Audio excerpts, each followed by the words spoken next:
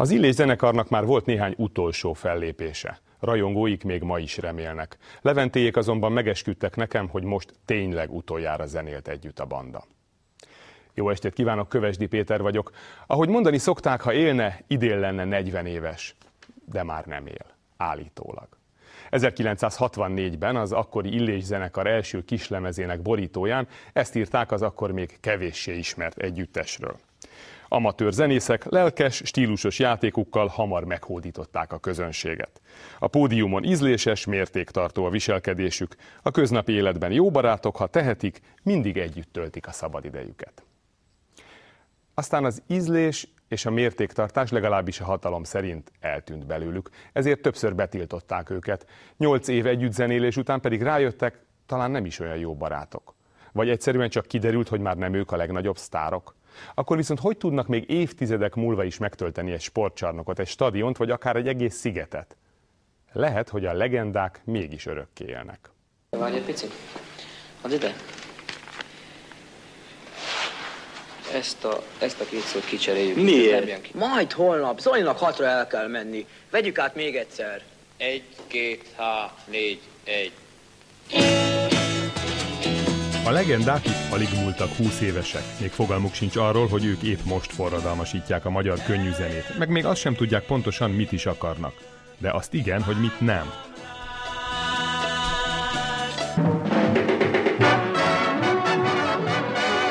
Néhoz kell, hogy dédelges. 1965-ben minden magára valamit adó fiatal a luxemburgi rádiót hallgatta, és nem hitte el, amit a magyar tömegtájékoztatás előszeretettel hangoztatott, hogy tudniillik a rock'n'roll káros az egészségre. A párizsi sportpalotában rock'n'roll estet rendeztek.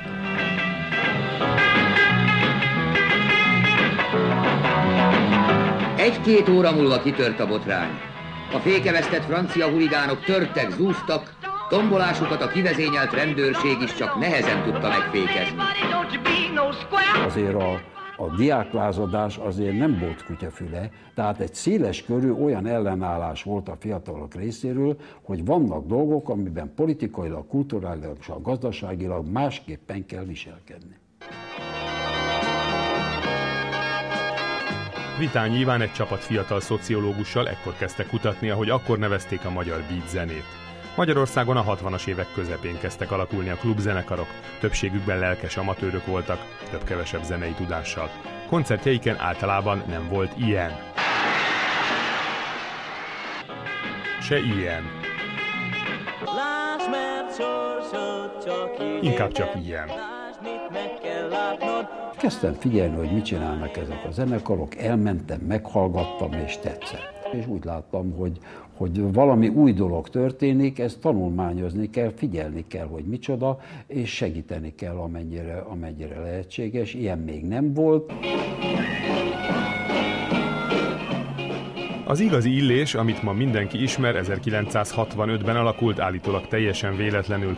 Illés Lajos egyetemista bandájából rajta kívül mindenki kilépett és civil lett. Lajos ekkor vette be az együttesbe először Bródit, akit Koncz Zsuzsa ajánlott, aztán azt a fiút, egy bizonyos Szörényi Leventét, aki az Illés koncertek szüneteiben Adriano Celentano nótákat nyomott a színpadon. Levente viszont csak úgy jött, ha hozhatja a bátyját, Szabolcsot. Hozhatta. Pásztori Zoltán, a dobos jött legvégül, őt Levente hozta az Operett Színházból. Hát így alakult. Angolul játszottak, mint minden zenekar, Beatles-t, Rolling Stones-t és Bee Gees-t, mint minden zenekar. De elég jól, ahogy viszont csak kevesen.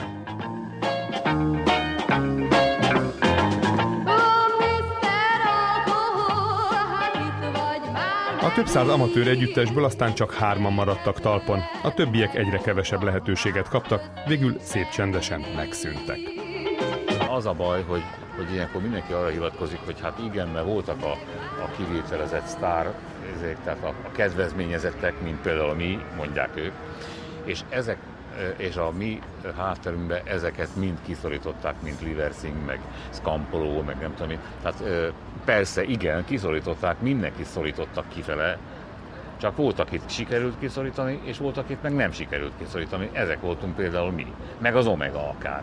Közel volt egy grund, mindig mindig ott voltunk. Ami ma a foci vagy a politika, az akkoriban a zene volt. A 60-as években valaki vagy omegás volt, vagy illéses, vagy metrós. Ránk sütött a nap, ránk csáltuk a tök magokat. Hát volt még másik két ilyen úgymond vezető rock együttes, az Omega, hát ott főleg ilyen rockerek jártak. A Metro együttes vonzás közvetében pedig ilyen csajozós emberkék jártak, tehát ott az nem volt annyira igényes zene, mint az Illését. Persze az Illésé is csak ezután lett igazán igényes, hogy a magyar beat együttesek közül elsőként kezdett játszani magyarul. Itt található a Sárga Rózsa, ami az egész zenekarnak az életét szinte végigkísérte, a virágnyelvezet. Van egy Sárga Rózsa című daluk is. Gittinger Tibor a magyar beatzene hivatalos élő archívuma. Lakásán minden felvétel, dokumentum és relikvia erről a zenéről, de elsősorban is az Illésről szól.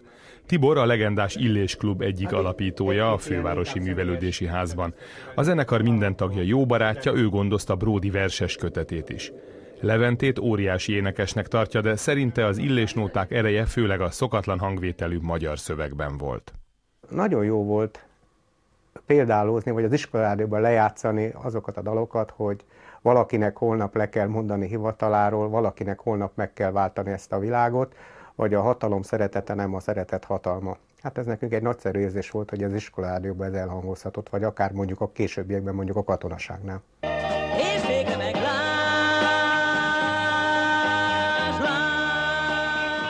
Az Illés nagyon rövid idő, alig 3 év alatt a csúcsra jutott. Az 1966-os Tánzdalfesztiválon még nem ők vitték el a pálmát, de elég nagy vihart kavartak ahhoz, hogy a tévéadás másnapján már mindenki tudja, megjött az új zene. 68-ban viszont már egyértelműen ők voltak a sztárok.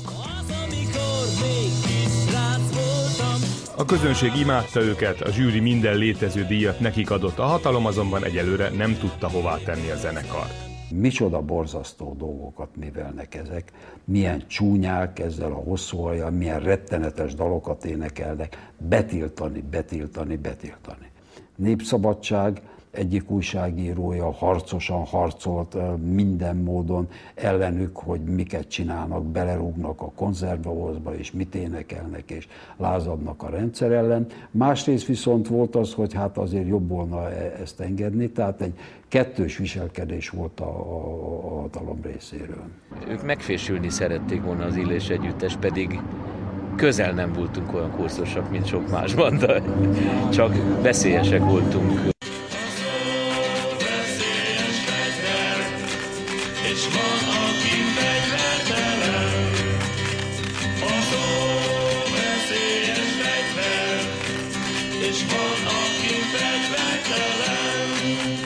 Ezek a szövegek az akkori Magyarországról szóltak, és hát a fiatalok ebben látták a kibontakozás lehetőségét, mert hát sok mindentől el voltunk zárva annak idején, és ezek a dalok jelentették esetleg a demokráciának a kezdetét, amiről persze akkor még nem beszélhettünk, csak mindenki úgy belül érezett valami szabadságvágyat, és ezek a dalok sugallták. Amikor jelentkeztünk 65-66-ban, akkor volt valami olyan érzése az itt lakóknak, hogy hát talán elképzelhető, hogy ez a rendszer, ez megújítható, reformálható, hogy valahogy máshogy is elképzelhető. Ne gondold, hogy tiéd a világ. Nem fog mindig a szerencse könyörögni hozzá. És ha még most tiéd a szó, ne hidd, hogy így marad örökre. Ajánlom, tűnjél el a szívről sietve.